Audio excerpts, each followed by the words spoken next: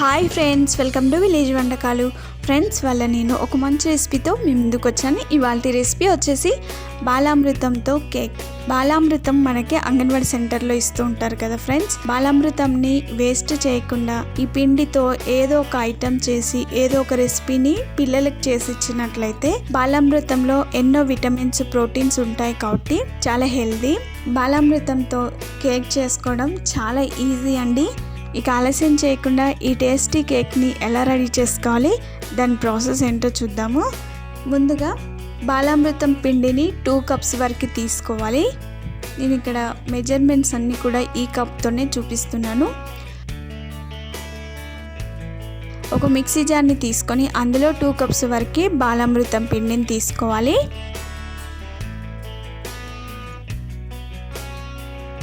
పావు కప్పు వరకు షుగర్ వేసుకోవాలి. అందులో ఆల్రెడీ షుగర్ ఉంటుంది కాబట్టి ఒక పావు కప్పు వేసుకుంటే సరిపోతుంది. షుగర్ వేసుకున్న తర్వాత అందులో పించ్ సాల్ట్ వేసుకోండి. మెత్తని పౌడర్ లాగా మిక్సీ పట్టుకోవాలి. మనం వేసుకున్న షుగర్, పిండి ఇవన్నీ మెత్తని పౌడర్ లాగా వచ్చేంత వరకు మిక్సీ పట్టుకోవాలి. అందులోనే 1/2 కప్పు వరకు ఆయిల్ వేసుకోవాలి. ఏదైనా రిఫైన్డ్ ఆయిల్ అండి, ఫ్లేవర్లెస్ ఆయిల్ వేసుకోండి. 1/2 టీ స్పూన్ వరకు ఏదైనా ఎసెన్స్, నేను ఇక్కడ పైనాపిల్ ఎసెన్స్ వేసుకుంటున్నాను.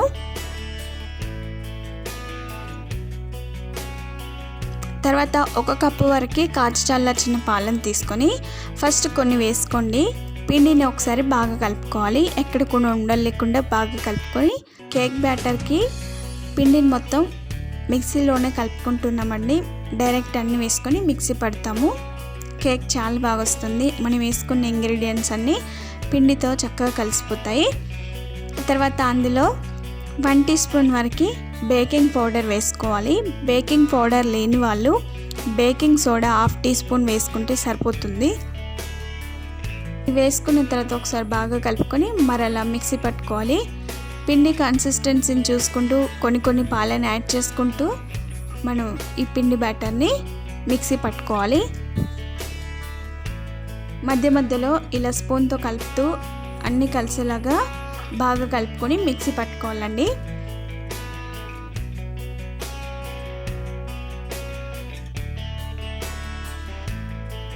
ఈలోగా మనం స్టవ్ పైన ఒక వెడల్పాటి బాండి పెట్టుకొని అడుగు మందంగా ఉన్న బాండి తీసుకోవాలి. అందులో ఏదైనా స్టాండ్ పెట్టుకోండి. తర్వాత దానిపై మూత పెట్టుకొని ఈ బాండీని ప్రీ హీట్ చేసుకోవాలి. స్టవ్ని మీడియం ఫ్లేమ్లో పెట్టుకొని దీన్ని ప్రీ హీట్ చేసుకోవాలి. నేను ఇక్కడ కేక్ బౌల్లో చేసుకోవట్లేదండి. ఇలాంటి ఏదైనా అల్యూమినియం పాత్రను తీసుకొని అందులో ఆయిల్ అప్లై చేసుకోవాలి.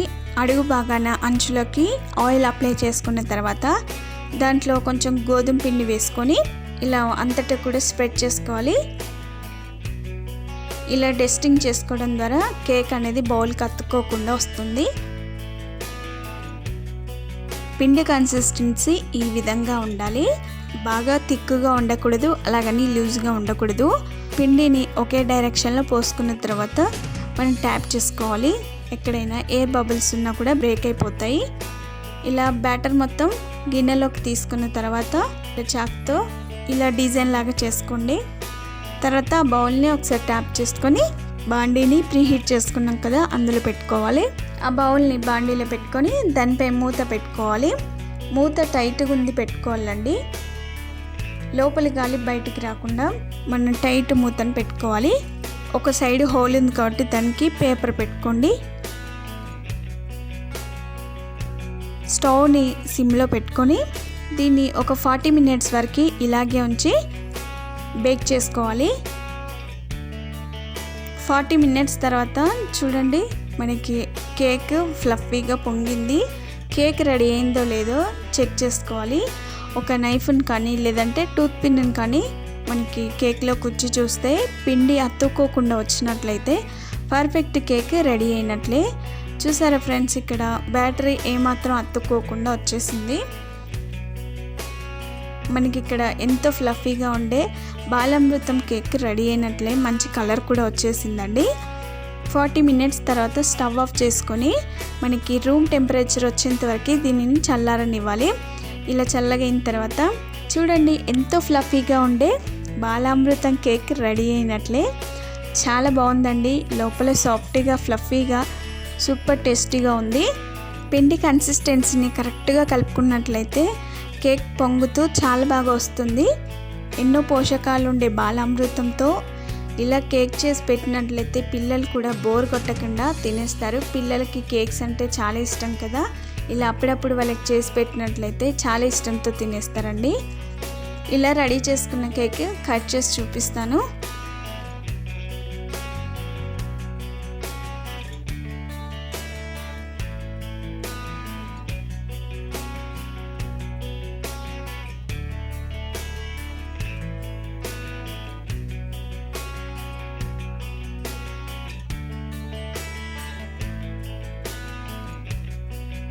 చూడండి ఫ్రెండ్స్, లోపల సాఫ్ట్గా చాలా బాగా వచ్చింది.